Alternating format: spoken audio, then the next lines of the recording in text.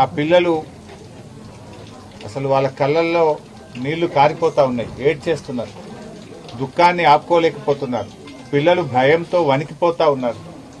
మళ్ళీ మీరు పోయిన తర్వాత మమ్మల్ని కొడతారేమో, మమ్మల్ని ఇప్పటికే విపరీతంగా మరి కర్రలు విరిగిపోయేటట్టు కొడుతున్నారని చెప్పి పిల్లలు ఏడ్చుకుంటూ ఈరోజు చెప్పడం జరిగింది. అంటే ఈరోజు నిజంగా ఆ పిల్లల పరిస్థితి చూస్తుంటే మాకు కూడా కళ్ళల్లో నీళ్లు ఆగడం లేదు.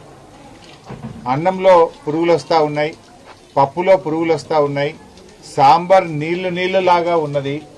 అసలు పురుగులు వస్తున్నాయి సార్ అంటే పురుగులు తీసేసి తినండి అని మమ్మల్ని కొడతా ఉన్నారని ఆ పిల్లలు తమ బాధను వెలుబుచ్చుతా ఉన్నారు. పాఠాలు సరిగా చెప్పడం లేదు, అందరూ గైడ్లు పెట్టుకొని పరీక్ష రాయమంటున్నారు. అటు విద్య లేదు, ఇటు భోజనము లేదు, కనీస సౌకర్యాలు కూడా లేవని చెప్పి పిల్లలు చాలా బాధపడతా ఉన్నారు. 6వ తరగతి పిల్లల్ని అడిగితే ఒక జత బట్టలు మాత్రమే ఇచ్చారు, ఇంకా 2వ జత బట్టలు రానే లేదు అని చెప్పి 6వ తరగతి పిల్లలు చెప్తా ఉన్నారు. బుక్స్ కూడా పార్ట్ 1 పార్ట్ 2లో ఒకరికి పార్ట్ 1 ఇచ్చి ఇంకొకరికి పార్ట్ 2 ఇచ్చి ఇద్దరు కలిపి చదువుకోండి అంటున్నారు. పూర్తిగా పుస్తకాలు కూడా పిల్లలకు అందినటువంటి పరిస్థితి లేదు. బట్టలు రావు, పుస్తకాలు రావు, కడుపు నిండా భోజనం పెట్టే పరిస్థితి లేదు.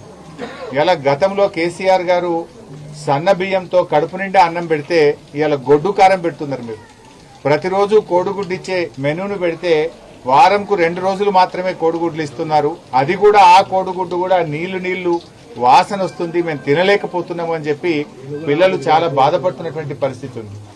అంటే ఈ ప్రభుత్వం వచ్చిన తర్వాత గురుకులాలను, ముఖ్యంగా కస్తూర్బా పాఠశాలల్ని, ఎస్సీ ఎస్టీ బీసీ మైనార్టీ పాఠశాలల్ని నిర్లక్ష్యం చేస్తారు.